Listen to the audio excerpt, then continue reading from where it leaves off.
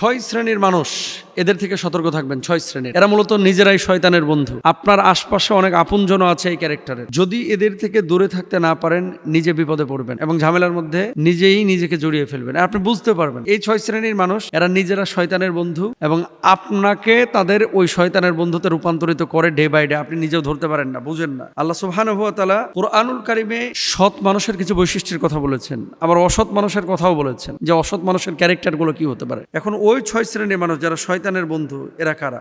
এক নাম্বার হচ্ছে শয়তানের বন্ধু তারা যারা আল্লাহ রাব্বুল আলামিনের জিকির থেকে নিজেরা মুখটাকে ফিরিয়ে নেয়। আল্লাহ সুবহানাহু ওয়া তাআলা বলছেন সূরা যুখরুফের মধ্যে, যে ব্যক্তি রহমানের জিকির থেকে মুখ ফিরিয়ে নেয়, বিমুখ হয়, আমি তার জন্য এক শয়তান নিয়োজিত করি, অতঃপর সে হয় তার সহচর। তার মানে যারা জিকির আজকার করে না, এরা হচ্ছে শয়তানের এক নাম্বার ভাই, সহচর, সঙ্গী।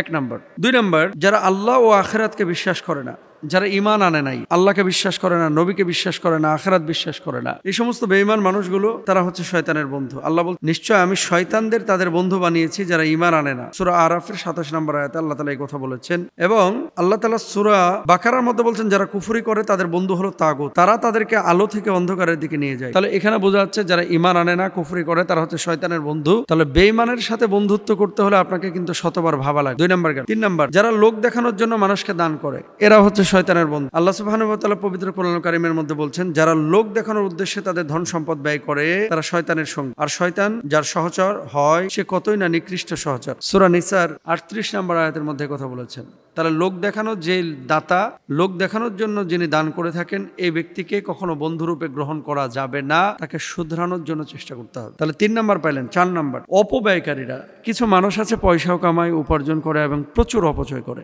ইন্নাল মুবাযযিরিনা কানু ইখওয়ানাশ শায়াতিন। এই অপচয়কারী, অপব্যয়কারী, এই সমস্ত ব্যক্তি থেকে দূরে থাকতে হবে, তাদেরকে শুধরানোর জন্য চেষ্টা চালাতে হবে। কিন্তু এদের সাথে মাখামাখি করা যাবে না, কারণ আপনাকেও ওই ক্যারেক্টারে তারা রূপান্তরিত করে ফেলবে। এবং আপনার আশপাশে নিজের খুব ক্লোজ এরকম মানুষও আছে। এজন্যই বাংলা একটা প্রবাদও আছে যে সৎসঙ্গে সর্ববাস, অসৎসঙ্গে সর্বনাশ। এটা খেয়াল রাখতে হবে। এরপর হচ্ছে 5 নাম্বার, মুনাফিক। মুখে ঈমানের দাবি করলে অন্তরে কুফরি ও মুসলমানদের ক্ষতি করার চিন্তা যারা লালন করে, তারা মূলত শয়তানের এজেন্ডা বাস্তবায়ন করে। তাদের ব্যাপারে পবিত্র কোরআনে বলা হয়েছে, তারা যখন আড়ালে তাদের প্রধান শয়তানদের সঙ্গে মিলিত হয়, তখন বলে আমরা তো তোমাদের সঙ্গে আছি। মুসলমানদের সাথে যখন মিলিত হয়, তখন বলে আমরা তোমাদের সঙ্গে। আবার বেঈমানদের সঙ্গে যখন মিলিত হয়, তখন বলে আমরা তোমাদের সঙ্গে আছি। তো এরকম ক্যারেক্টার, দ্বিমুখী নীতি যে সমস্ত মানুষের মধ্যে আছে, এই মানুষগুলো হচ্ছে শয়তানের বন্ধু, শয়তানের সহচর। এদের থেকে বেঁচে থাকার চেষ্টা করতে হবে। 6 নাম্বার, এমন কিছু মানুষ আছে যাদের দিন রাত সকাল সন্ধ্যা এটা কাটে হচ্ছে পাপের মধ্যে, মানে অবলীলায় পাপ করছে, কোনো তওবার ফিলিংস নাই,